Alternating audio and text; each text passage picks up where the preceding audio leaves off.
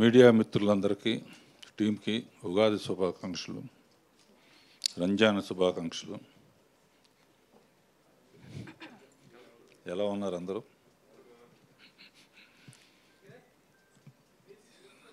నా దగ్గర పనిచేయకపోయిన ఆదిత్య నా ప్రియశిష్యుడు కింద లెక్క. ఈ సినిమా ఆదిత్య అంటే అర్థం సూర్యుడు. ఇక్కడ పగలు ఉంటాడు, తర్వాత అమెరికాలో రాత్రి ఉంటాడు. అంటే మన రాత్రి అక్కడ ఉంటాడు. చైనాలో ఒక టైంలో ఉంటాడు, కొరియాలో ఒక టైంలో ఉంటాడు. ఇన్ని చోట్ల సూర్యుడు ఉంటాడు, అన్ని చోట్ల సినిమా చూసేటట్టు అన్ని భాషల్లో తీశాడు. అంతేనా?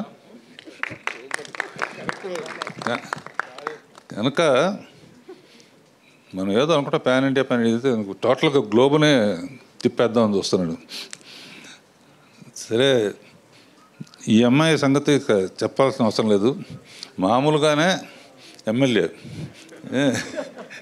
ఇప్పుడు పాముతో ఏ మాట ఆడిందో, హేమంత్ మహేష్తో ఏం డ్యాన్స్ చేసిందో, కొరియాలో చేసిందో, చైనాలో చేసిందో, పాటలు పాడతా డ్యూట్ ఉంటుంది కదా. మరి కొరియాలో ఉంటుందా, అమెరికన్ భాషలో ఉంటుందా, చైనా భాషలో ఉంటుందా? నువ్వే చెప్పాలమ్మా చూసి.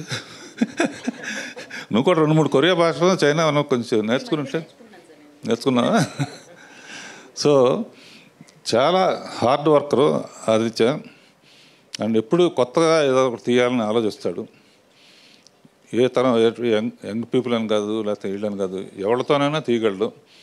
అలా ఫస్ట్ టైం వాళ్ళ సిస్టర్ అమెరికాలో ఉంటారు.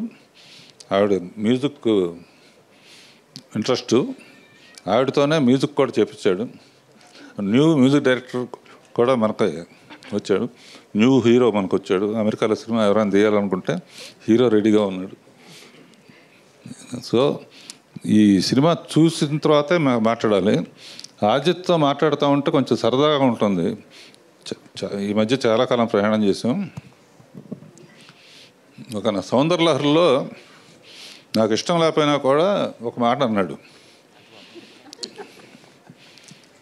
కానీ మీరు రాజకపూర్ కన్నా గొప్పవాళ్ళండి అన్నాడు. నేను అన్నా ఇంపాసిబుల్, అట్లా చెప్పొద్దు, మహానుభావుడు అన్నా.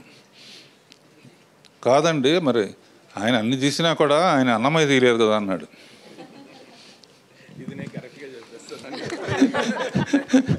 సో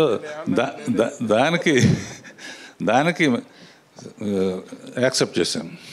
అంటే ఉంటే ఆయన కూడా తీసేవాడే.